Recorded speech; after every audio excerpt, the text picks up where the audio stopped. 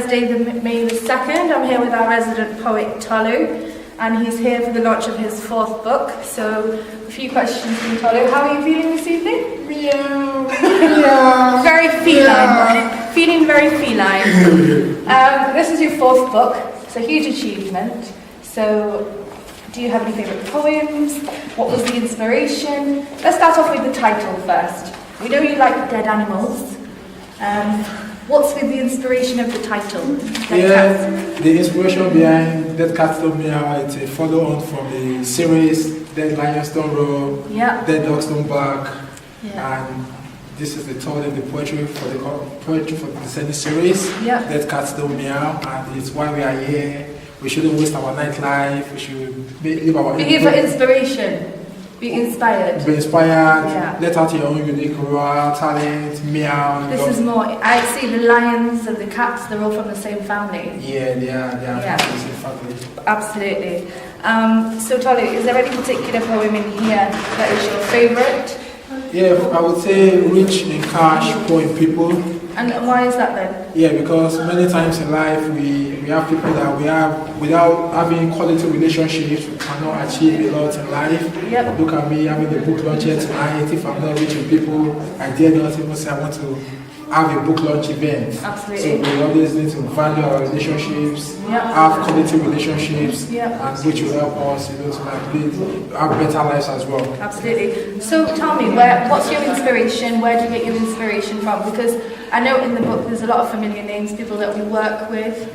So apart from your work colleagues, is there anybody else? Yeah, inspiration comes from everywhere, Yeah, so it's just all about activities, what's happening. You can see there's some poems with African themes, Lagos traffic, Oshodi. There was one titled Money Laundering, which is what we our work, what we see all of the time. And there are so many poems, so many themes around our everyday life, how we need to put our talent to good use and just be at our creative best. And you make a lot of reference to Africa and Nigeria in particular throughout the books. In fact, it's throughout all of your books. Why is that then?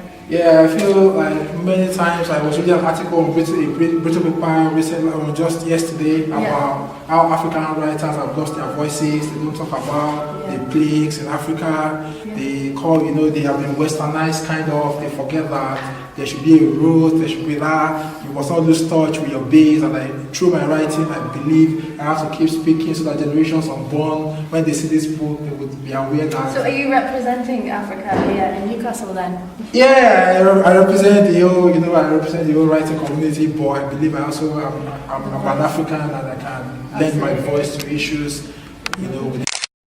So much. I think it's a fantastic book. I think your work has evolved over the 4 books and you've got a lot of support, hence why there's so many people here. And we'll see how we get on throughout the night, but Dead Cats Don't Meow, they definitely don't. Yeah. Good evening everyone, my name is Tolu A, and this is my colleague Mario. I'll speak into the mic as well. I always imagine myself an X Factor. But my name is Fozia Shah. I'm one of Tolu's colleagues and friends, and one of his massive fans in terms of his work and poetry. First of all, on behalf of Tolu, thank you so much for coming here tonight and supporting him. I know a lot of us have finished work, it's been a long day, but it's a huge effort, and to be honest, it takes a lot for someone to write poetry, inspire people, publish a book, but then it's even greater effort when you have good support. So thank you so much for coming. So at this point in time now, we're just going to start off with a bit of a piano from the talented Ronnie. Ronnie, where are you? Round of applause for Ronnie.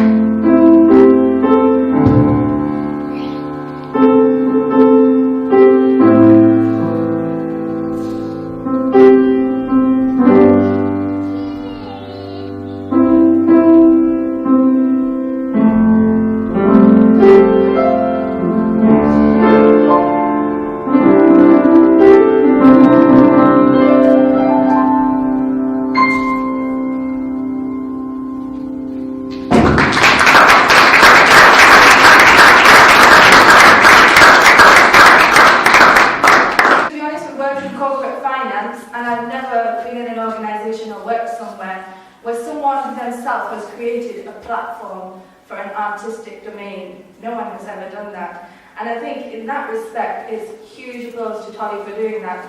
He has used his little platform at work. He has created a little niche and an artistic space for people to have that 5 minutes of escapism. And that's what poetry is. It's subjective. I can have my own view, you can have your own, and that's absolutely fine. You're entitled to. And I think that's the best things about art, because it'll bring back music, it'll bring back memories. And I think for Tolu, this is a huge achievement, and I think he should be very proud of himself. And I 100% think he's going to achieve greater things. It takes a lot of effort to seek inspiration and put pen to paper and expose yourself in front of a group of people. They could be critical, there could be lots of rejection, but you've got to take that risk, and he's 100% done that. What do you think, Manuel? Frozy said everything now, so I've got nothing left to say. Have you got all the books today? Of course I have. Right from Dead Cats Don't Meow, Unravel Hidden Gems, Dead Dogs Don't Bark, and Dead Cats Don't Meow. Yeah. There is a theme there of dead animals. That's another very good PR thing on his part, because every time we see a dead animal and a poetic influence behind it, we'll always associate it with Tolu's poetry, which is very nice. But you know what? The dead animals aside, poetry gives us life. It gives us so much. I come from a very artistic family, and I think poetry is a source of inspiration for many people. There's poets that I can remember from a very young age, and they weren't actually English poets. They were poets from the Middle East, from Asia, Khalil Gibran, Rumi, all these amazing people that I remember as a child. And I think I'm fortunate enough to work with someone who's a poet and see him as someone in 2019 and onwards who will be recognized later in history, no doubt. Oh, actually, I think we forgot to mention, Tolu is not just a Newcastle poet, because only last week he just got back from Nigeria, where he had his book launch a couple of weeks ago. Oh, I didn't know, because he didn't invite me to that. Tolu, I would have really loved a free holiday to Nigeria. You invited Frozy, huh? Yes, so fantastic. Horizons and beyond. Okay, so for the rest of the night, we're going to have a few recitations from the book itself, some of the people's favourite poems. We've got lots of people reciting, actually, which is really nice. We've got our fellow colleagues, people who know Tolu, and they've had a look at the book and thought, you know what, this resonates with me. But before that, we've got Tayo, one of colleagues' friends, who's going to come and give a little quick overview, synopsis of the collection. And so over to you, Tayo. Round of applause for Tayo.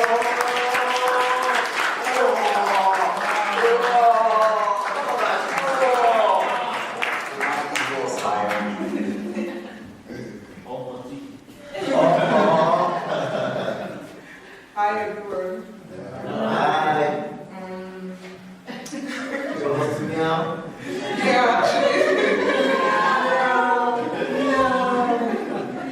Well, as mentioned by Manny and Fozia, Dead Cats Don't Meow is Tolu's fourth book and the third in his poetry collection. Dead Cats Don't Meow is, to me, it's a cocktail of length, and with over 90 poems in this collection, I think we'll all be surprised if it doesn't cover as much as it has. And I think we'll also be surprised if I'll be able to give like a complete overview of it, which I think is one of the reasons why you all need to get a copy before you go, so you can read yours. But with poems such as 2-in-1, Don't Call Her Mommy, Home Training, and Deadbeat Father, to name a few, Tolu takes us through family themes. And as we all know, family is the strongest social unit which can make or mar a person. It shapes their lives and experiences in ways that we cannot fully articulate. No one wants to be rich in cash and poor in people. Politicians, Hello Brexit, see you later, Nigeria, Raped and Done, are poems that explore political themes dear to our hearts. How our leaders play ping pong with our feelings, our future, and that of unborn generations. And our vote is not just a thumbprint, but a future print. With poems such as South Shields and A Blue in Jordyland, he pays an ode to his current love, Newcastle, while making you long for Nigeria in his poems Ojota Park, Lagos Traffic, and Oshodi. That's if you like life on the fast lane, or let's call it a place for people who like an adventure, albeit a fast-paced adventure. Perhaps more importantly, there's hope, our eternal source of conviction, that surely at some point, someday, somehow, everything will be alright. With all the challenges currently faced by the world, and the message of despair the media presents us with every single day, we all need to keep an optimistic state of mind that the people coming behind us, the ones we hope to pass the torch on, make the world in a better place than we currently have it. And that starts with you, and with me. We all wish we can change the hands of time, start with a clean state, and undo all the errors of our past, as succinctly expatiated in the poem Hands of Time. However, Tolu writes in the next page that today is more important. You can't do anything about yesterday, but there's something you can do about today. In his words, today is the chance I have to rewrite my future, another chance to dream, fight, and live. Yesterday is gone, never to return, never to be seen again. We all should pay more attention to the points every day is a school day, so we can embrace the learning required to take us where we need to be. What do you want your story to be? Beyond today, I want us all to take a minute and think about it. In my story, Tolu tells us he wants his story to inspire us, to let us know he was bold and fierce with a roar, or a meow. Look around you. Today, we are all from diverse backgrounds, races, and skin color, all here to honor one person who is a friend of all. That is the story of Dead Cats Don't Meow. It's a universally appealing and relatable collection of poems, and I will be so angry at you if you leave here without a copy. Thank you.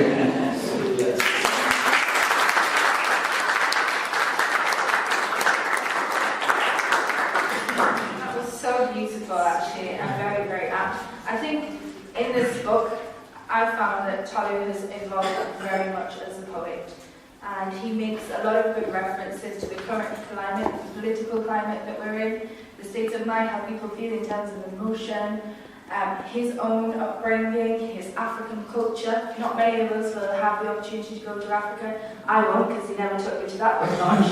You're still married for me, Still feeling very sore. The truth is, through reading, you will get to capture a piece of his childhood, his history, his background, the food he eats, the music he listens to, his influences, and that is nurturing and culturally rich in itself.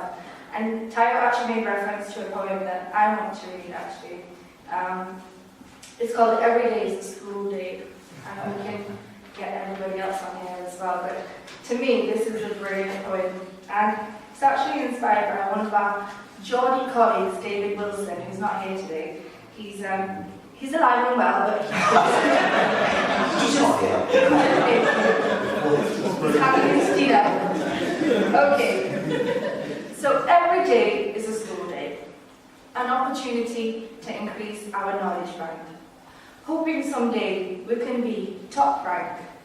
Every day is a learning curve, a chance to wave ignorance off. No one is an island, a master, a repertoire of all wisdom. Embrace learning, education, and constant improvement. Let old ideas die.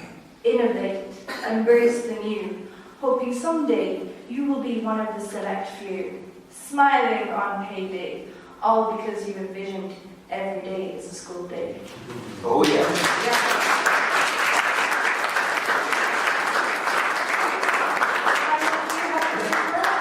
Oh yeah, it's actually from the previous book, Dead Cats Don't Meow. And is that probably one that's quite broad, or is it about you? Well, little bit about me, but you know, Tolu wrote it, so it's not really all about me. It's on page 88 for your information. It's titled "We Like to Party." I don't know why he wrote that. Tolu, why did you write that?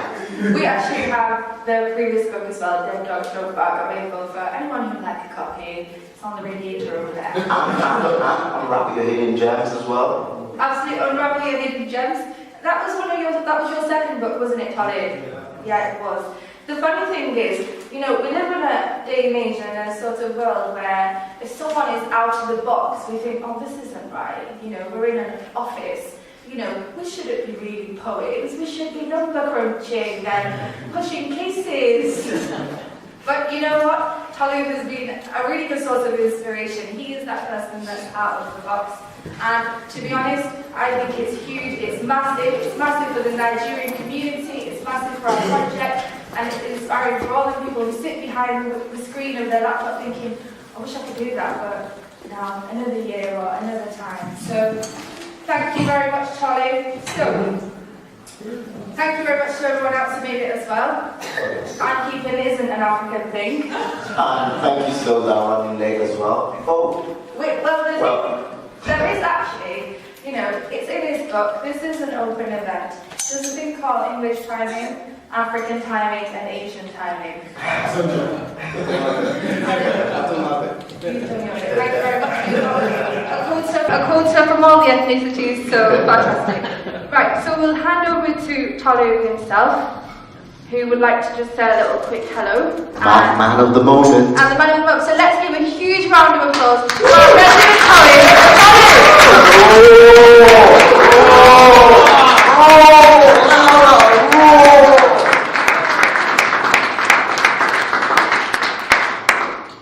Thank you everyone for coming out tonight to be part of this great occasion. Another evening of celebration. Oh yes. Mingling and, you know, Roy. meowing. Meow. It's really, it's so delightful to have you all here tonight, and for me, it's a journey that started in September 2017 with Dead Cats Don't Meow. Fast forward to May 2019, my fourth book in less than 2 years, and ironically, when I was writing Dead Cats Don't Meow, I wrote somewhere in the book, I hope someday I will become a best-selling author. I was thinking like that will happen like maybe in the next 10, 20 years, you know, but now Dead Cats Don't Meow in the African poetry category on Amazon Kindle has been among the best-selling books for the past, even before it was launched, it was a bestseller, and right now it's still a best-selling book. Woo!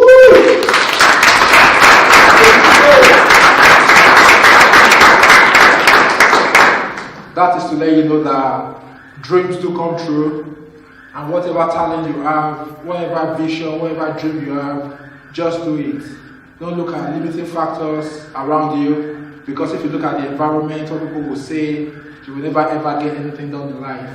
So when I started, it wasn't all easy and rosy, but look at me today, I've been able to write 4 books, which for me, I think now is just the time for me to sit back, reflect, no pressure again, just take my time, take it easy, because I've played my part, I've left my own footprint on the sands of time. And I tell myself that even if I die tomorrow, I have come to the world, I've left my own imprint. And I hope this will encourage everyone seated here today as well. A lot of people are, you know, we are all talented professionals, but if Tolu Akinyemi can do this, then you also, like I say in the preface of all the books, you also can do even better things in your own niche area. And I hope my book, my books, my poetry, my essays would inspire you all to achieve amazing and phenomenal things. Thank you very much.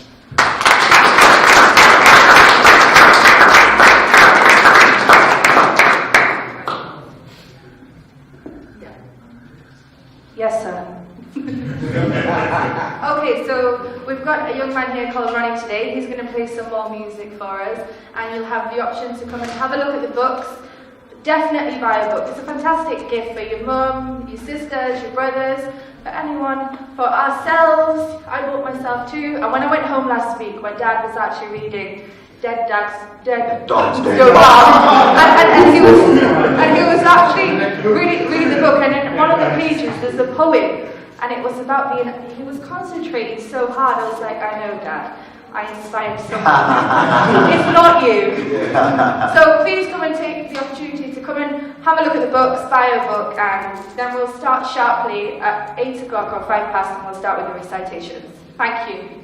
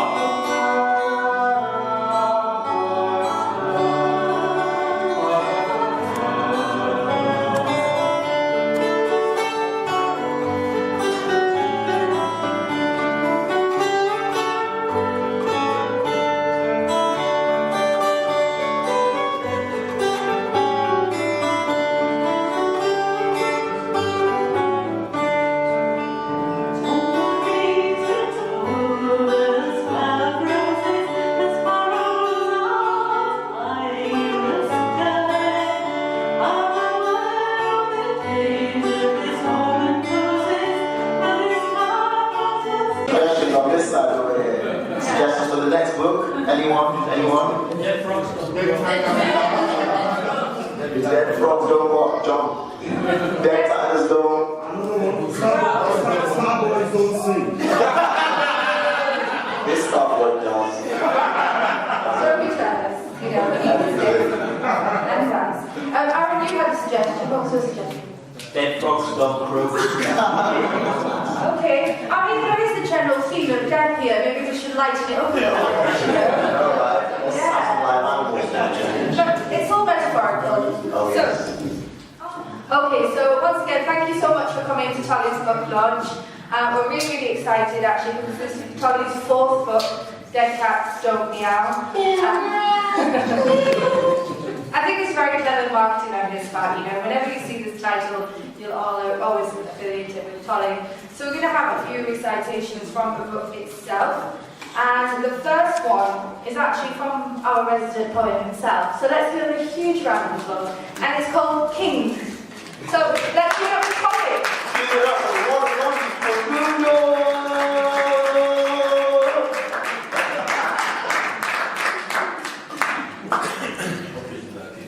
This is titled King. Page 9. Page 9. If you don't have the book, go and get your copy. If you have the book, wave your book, let's see your book. If you don't have the book, go and get your copy. I am your king. I am your king.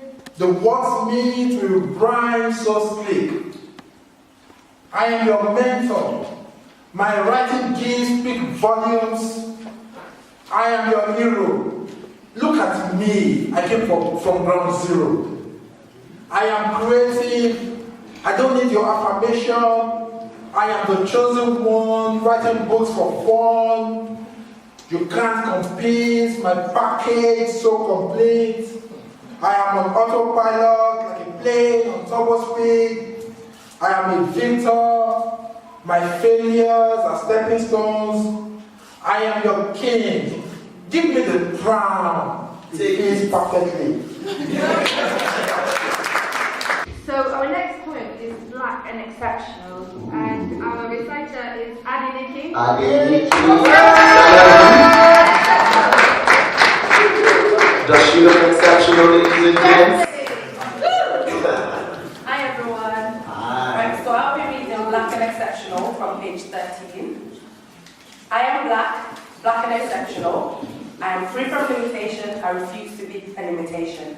Feel free to call me black and brilliant. You won't be wrong to call me a genius. I am black in history. I am proud to be black. I am the king come back.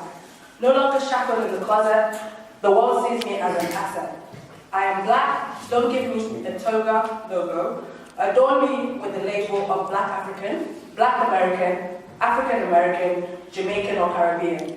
Black British, I will always remember my history. I am black, black and exceptional. Exceptional indeed. Thank you, definitely are exceptional and very useful. So, our next guest has actually come in all the way from Frankfurt, Germany.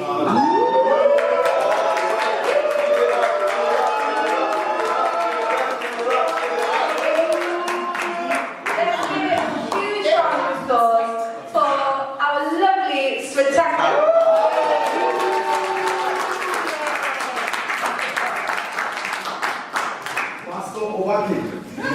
So clearly, this big crowd managed to inspire even the clients, right? Thank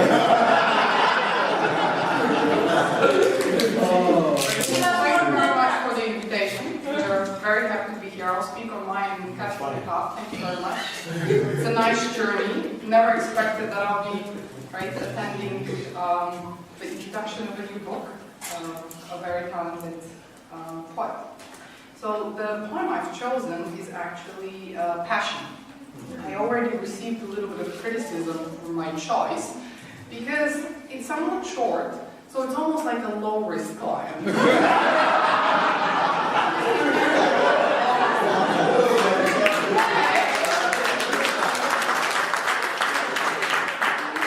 it's a nice one. I like it. So passion. Follow your passion. The course that seems noble above everything else. Follow your dreams, not the crowd. Don't be part of the bandwagon. You deserve to be happy.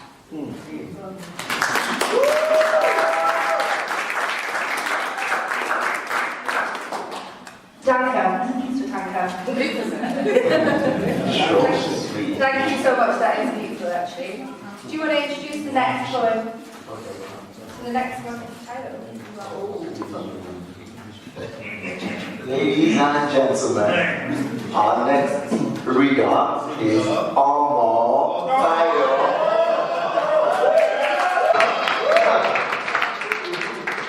Well, alright, over to you, Tayo. She can't wait. I'll be reading your Book.Tolu, and it's on page 30. Genesis chapter 5. Are we out there? Good evening. Yeah, but You are Book.Tolu. Don't act pitiful. You're a queen with a beautiful mien. You're a king with treasures to bring. You're talented, always relentless. Everyone has their season. There is always a reason. Don't be dismayed, pained, gutted. Your time will soon come. You will experience a boom. Nothing lasts forever. Take a chill pill. Keep hope alive, trudging on. The dark night about for a moment. You are potent. Go for it. Go for it. Go all out for your dreams. Forget the pipe dreams. Shut out the naysayers. You're Book.Tolu, like a snow-filled road on a winterish morning. Listen, honey, I repeat, you are Book.Tolu.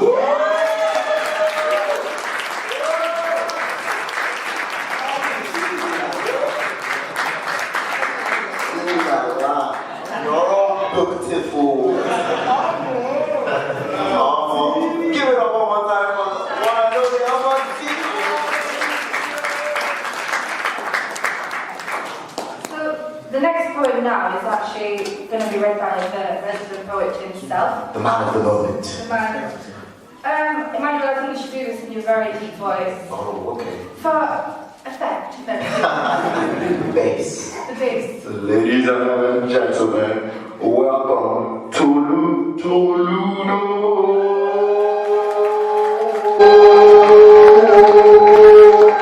So, the title of this is called Dead Lions Don't Roar 2. I think it's only right to have a little roar before he starts to read, right? So, in 3, everyone, roar. 3, 2, 1, roar!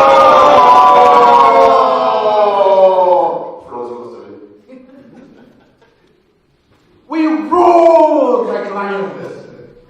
Never forget the barking dogs. Like revving cars in the parking lot.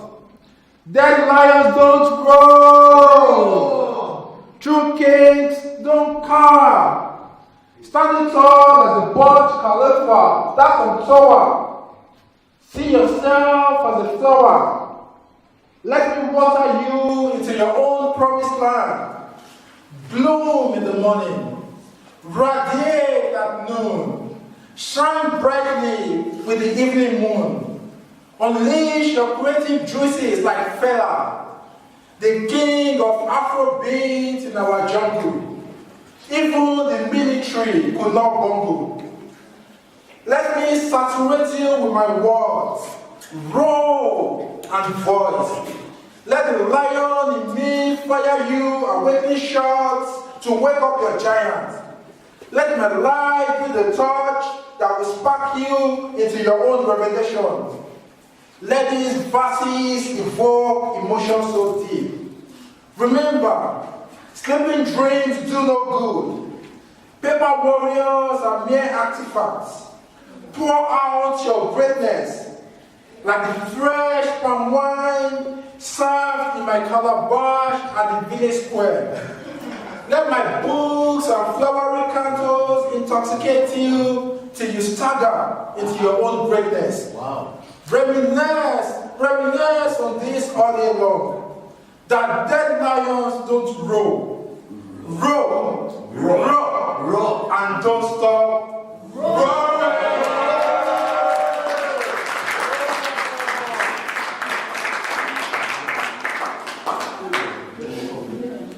David Attenborough should really worry. He should. Get global climate change. He needs to know dead lions don't roar. Anyway, so our next reader is Ronnie. That was so talented. This poem, Youthful Exuberance. Oh, yes. That should be about me. Right, but you can read it. So give it up for Ronnie. Yes.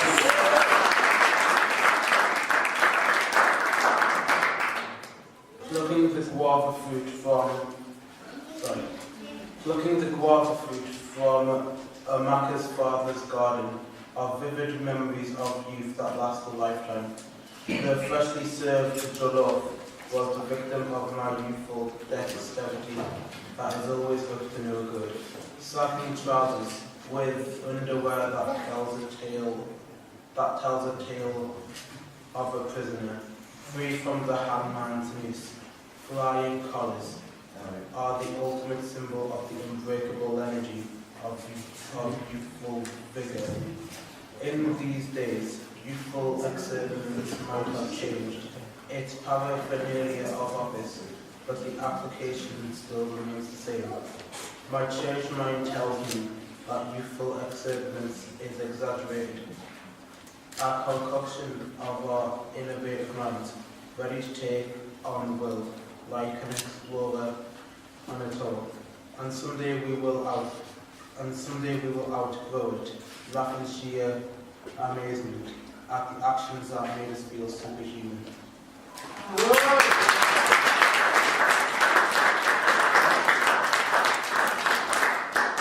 Thank you, Ronnie. Thank you very much, Annie. That was beautiful. So earlier I read a poem called Every Day is a School Day.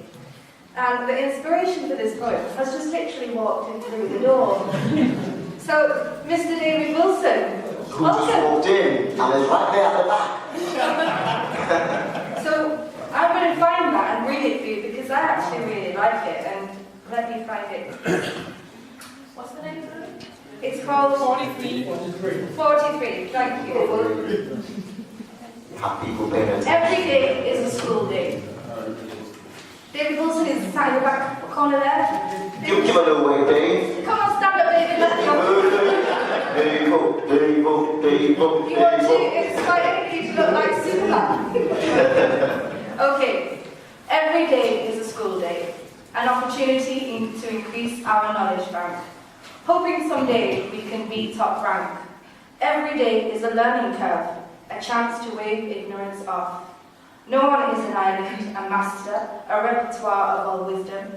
Embrace learning, education, and constant improvement. Let old ideas die, innovate, embrace the new. Hoping someday you will be one of the select few, smiling on payday. Yes, sir. All because you envisioned every day is a school day.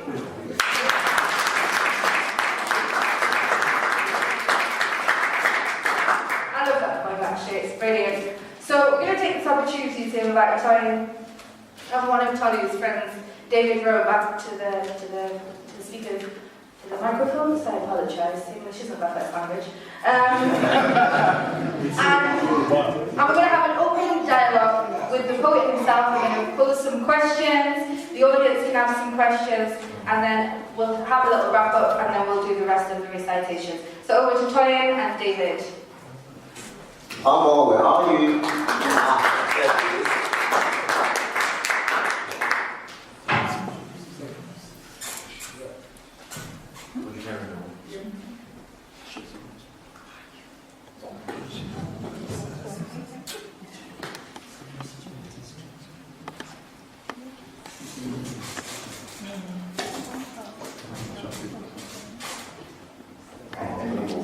Right, good evening everybody. Good evening.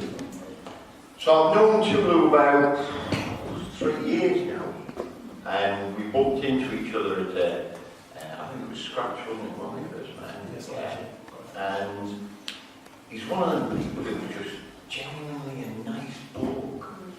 And there's really just no getting past it. He's just a nice bloke, you know. And that's one of the things that attracts him to me. I often wonder about fish. You know, if you get a single fish and put it in a fish tank, how does it know what its mates are? Because fish don't have mirrors, so they don't actually know what they look like. So how does fish know school with fish of the same sort? And as a poet, I'm ending up schooling with this one, and I love the way he writes. Well, there's a couple of his poems in here. We've got one in here, Spoken Word, which I'm hoping you'll read later on. A wonderful poem, and it's all about the words that come out of our mouths. And as poets, that's important. And some of the words that come out of this guy's mouth, he never fails to impress me. This is his fourth book now. The third one I've got on this. And absolutely fantastic. Really, what I want to ask you is, just get to the right page. It's poem Happiness. Okay. What was your inspiration for that? 56 months. Yeah, for the poem Happiness, I feel like people need to understand that their happiness is their grasp. Many times in life you see people who are looking for happiness where you can't find it, like you are looking for a lost treasure, but you are the master of your own kingdom. You can choose to be happy, and you can do things that will make you happy. For instance, nobody, no human being will give you happiness. You are the master in your own kingdom. And I felt like through my words, I inspire people that you don't need to look for happiness from friends, from family, from relatives. First of all, you need to find your own happiness within you. And that was the inspiration behind the poem.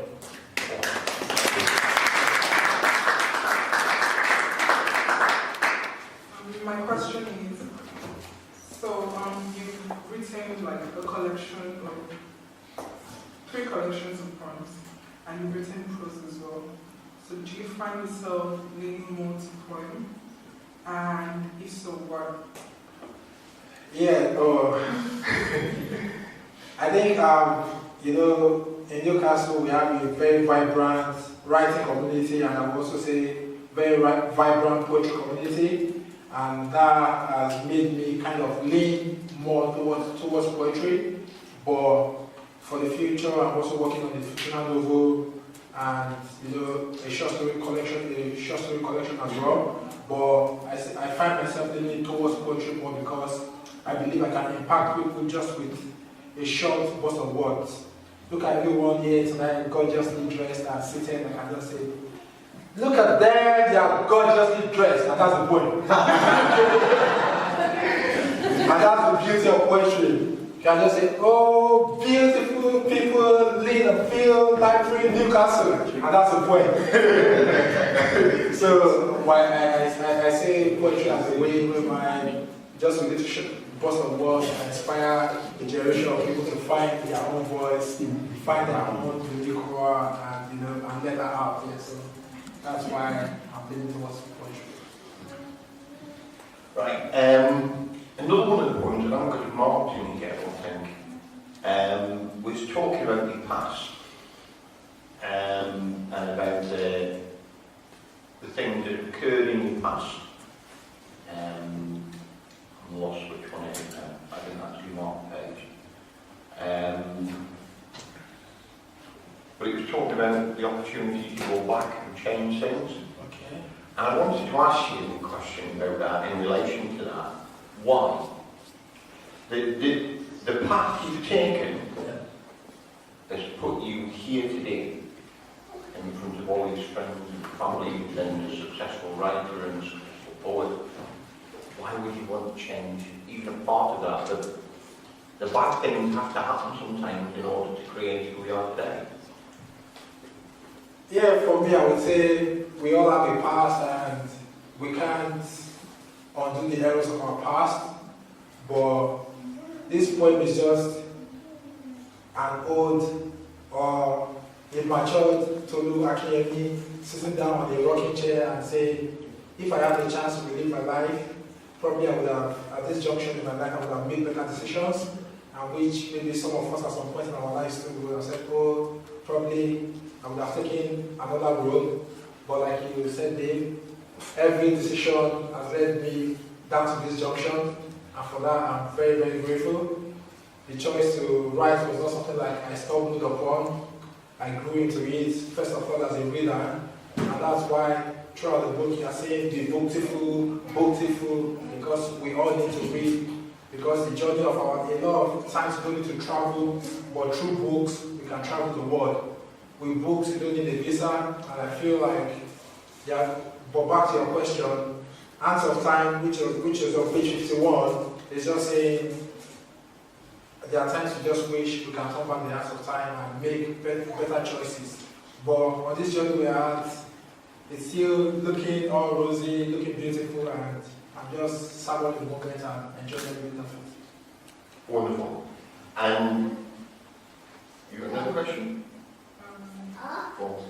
So, what inspires you? Are you put your legs in a bowl of cold water and write kind of person, or do you just scribble as the inspiration comes?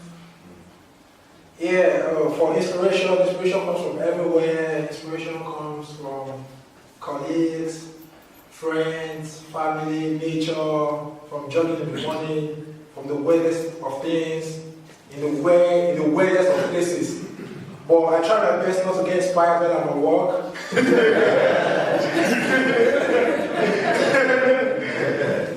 Because it's the work that is like footing the bills and keeping me happy. So when the situation comes at work, I say, oh, respect yourself. So, inspiration comes from, everywhere and everything, just making the world a better place.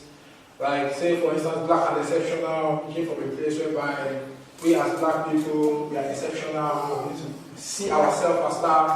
We shouldn't let anyone tell us otherwise or diminish our achievements or let us feel that we are not capable.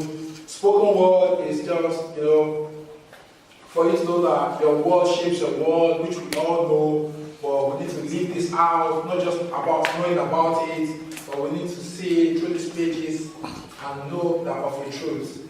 So inspiration comes from everywhere, from life situations that has happened to friends, family, and just things that just conjure in my mind, and and we have quite a lot of people that have inspired me.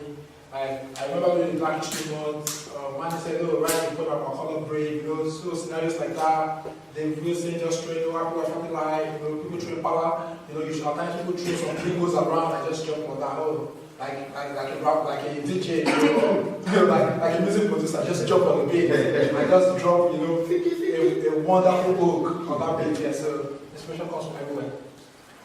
And final question from William. Final question. Like you, I go to work every day. I'm self-employed and I work hard.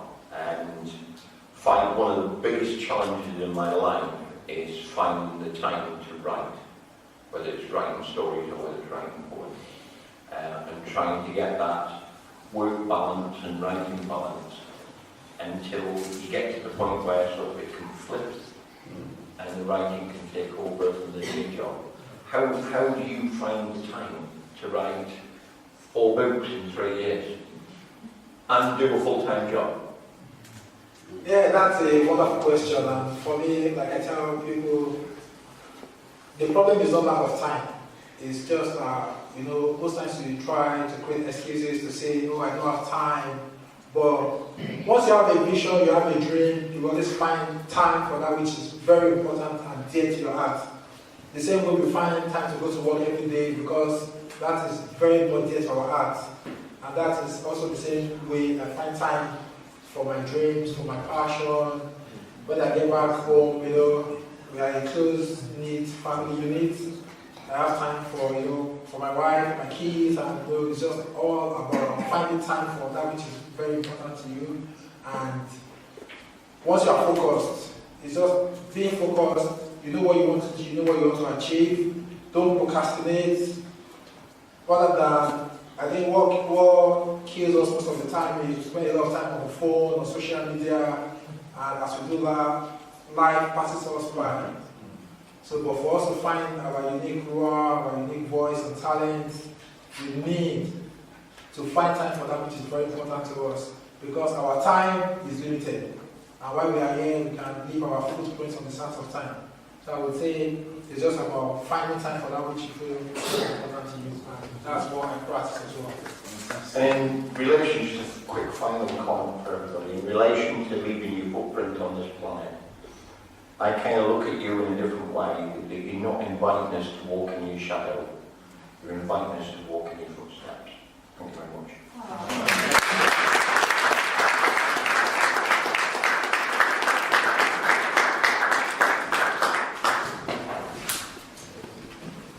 I remember actually watching this very famous interview on, I think it was on YouTube, because I don't know if most of you know I don't come to television. And the question was, what is your legacy? And the presenter asks everyone, like, what is your legacy?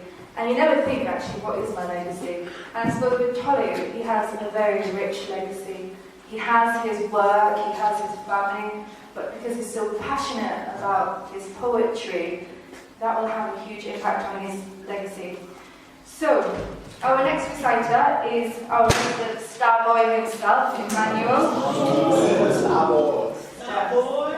The star boy.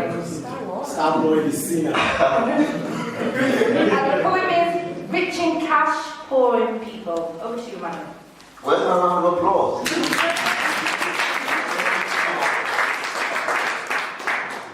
So, before I start this poem, can I just say why I chose specifically this particular poem to read? There are so many poems in this book which are really good and inspirational, but this particular one caught my eye because everyone always wants to be rich, everyone wants to be a billionaire, to live the good life, but some people tend to forget that whilst you're doing that, you might lose people along the way. So that was my inspiration, basically, and my reason for choosing this particular poem. So I'll start now. Oh, and this was inspired by Moses Aaron, by the way, and it's on page 90. Rich in cash, poor in people. People are the currency you need to navigate. Through the rough edges that life might throw your way. You might be rich in cash, and your bank balance fat, comparable to a cow waiting to be milked. Being poor in people means you're living on the cliff edge, on the tenterhooks. When we pass through the tunnel, or lost in the dark alleyway, these are riddles money cannot solve. Or our aeroplane is hit midair by severe turbulence, God forbid. That our hearts find a home in our mouths, literally. People will come through in the air hostess, conversing, survival strategies. I might sound like a beginner learning a foreign language. You can't survive without a nucleus. There are days when money can't save you from the pitfalls, from those pitfalls rather, and the emptiness of life stares us in, the eye, like a motionless snail. That is when we need our bank to be filled with people, humans with blood flowing through their veins, not your bundle of Naira notes. Naira notes are the Nigerian currency, by the way. Or your pound sterling will wipe your slate clean. The end.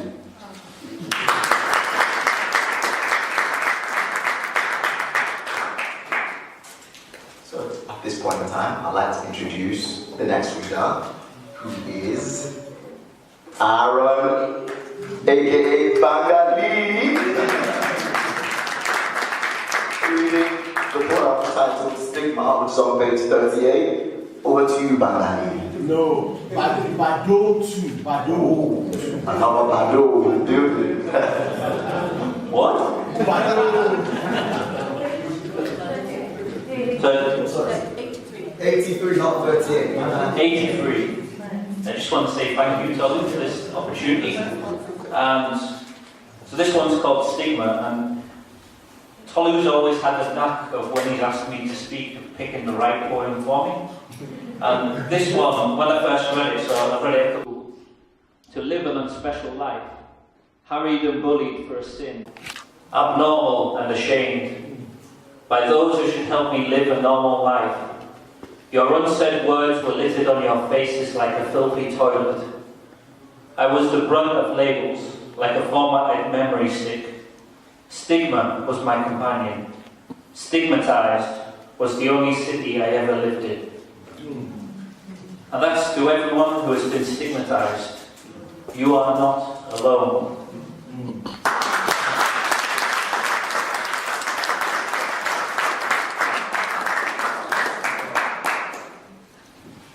Oh, yeah, who's next? Okay, so I know it's getting to 9 o'clock at night and I'm usually in bed by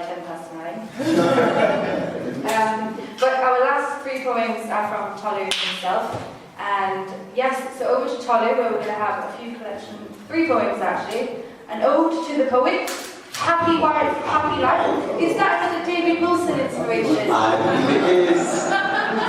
David on a roll. David agreed to make some melted corn and keep it in our pocket and rub it every time we want inspiration. The David Wilson inspiration.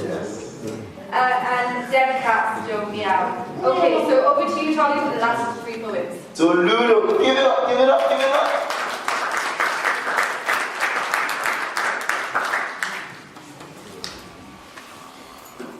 An ode to the poet. We are the unsung hero, the uneroded fireman that pulled out the smoke below. We are the uncelebrated players, a League One actress scoring striker on television, fighting for the media's attention. We are brave attain, like assorted outfits sold in an unknown market. We are poets, slammers, open micers, feel free to cover us, fighting tigers. We are the forgotten genre, fighting our way back to the bookshelf. We are a major force, no longer begging on all fours. We are poets. Thank you.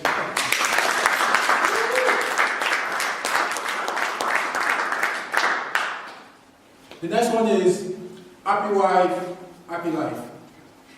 The truth is that for those of us that are married, if you want a happy life, you need to have a happy wife.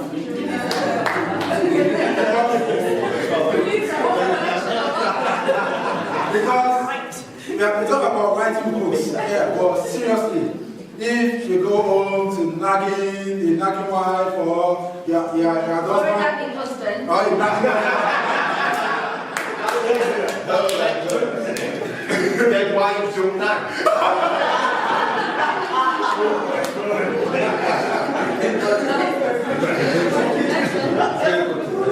Yeah, so the key for me, I feel the password to have a happy life, just have a happy wife. Because or else your life is just been too much. You can't be thinking of going to work, you're at work, you're just drinking what's happening at home, you're not happy wife, happy life, inspired by David Russell. The keys to a happy life is to be connubial with a happy wife. The days are short. No money, no problem. Never say never. That is my mantra. A happy wife means less strife. We all present tantrums, splashed around like overflowing water from water drums. A happy wife is a recipe for a peaceful home, a clear head, and great strides. Many homes are on the verge, the threshold, like a ship about to hit the iceberg, falling apart like a pack of cards. A wife can break or make. Every king needs a queen, is not fallacy or enticing words. This is the punchline. You desire a happy life. The password is a happy life.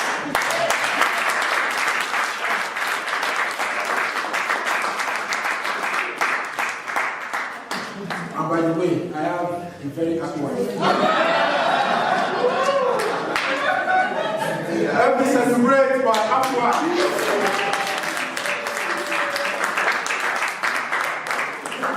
You need a book and have to be so wife happy. Just do everything she says.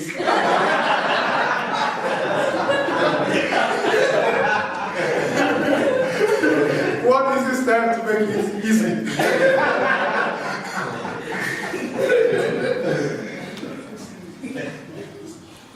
So, dead cats don't meow. Meow. Can I have a meow? Can we all meow so the red room will meow?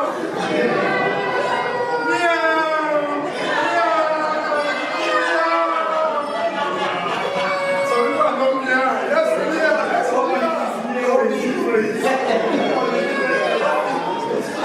Can we all meow like cats?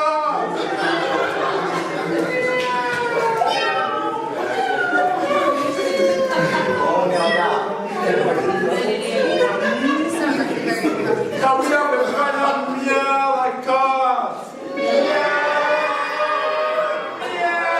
Let's do like this. Put your hand for your nose.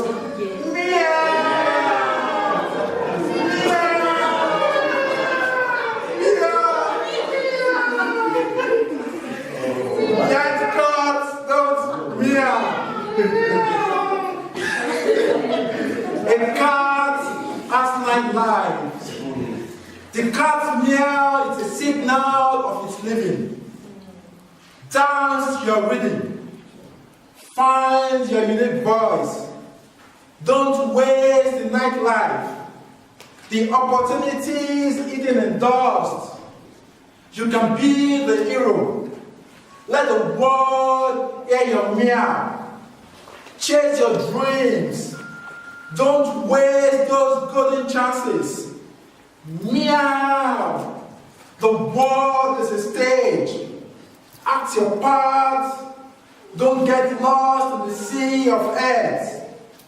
Like a herd of wandering cattle without a headsman.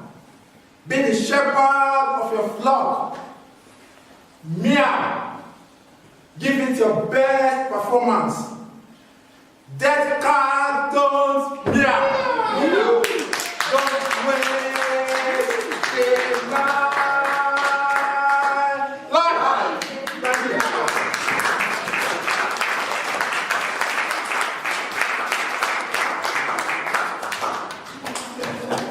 This is a room full of very happy cats.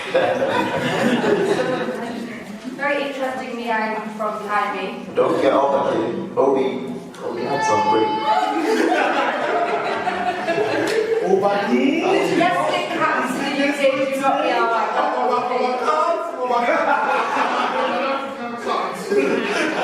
Okay, so that brings us to the end of our night. But on behalf of Tolu, his family, and absolutely everyone, thank you so much for coming tonight.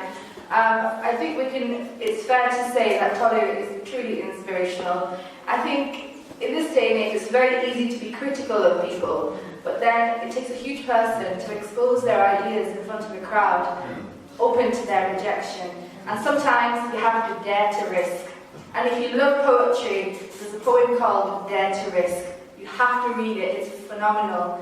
And it's about exposing your hidden ideas, your vision, to absolutely anything it's applicable. And the truth is, it's very easy to say that, oh, I can write a poem.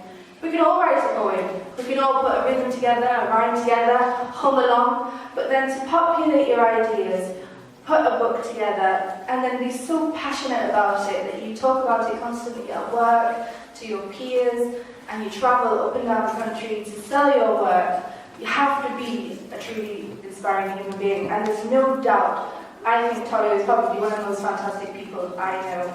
So let's give him a huge round of applause.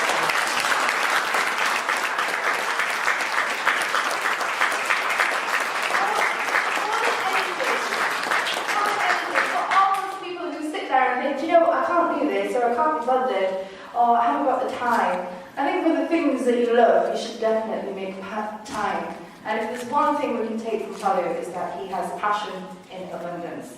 So from me, Tolu, thank you so much. And from everybody here, thank you so much.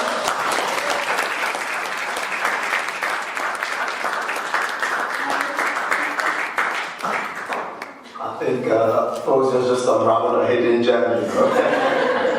Very great motivational speaker, perhaps. Not in the slightest. I used to love anthology at GCSE. Okay, another hidden gem.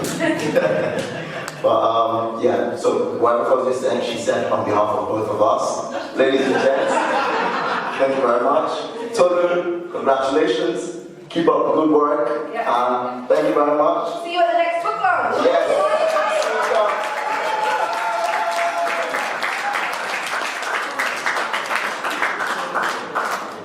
Don't forget to buy a copy of Bye.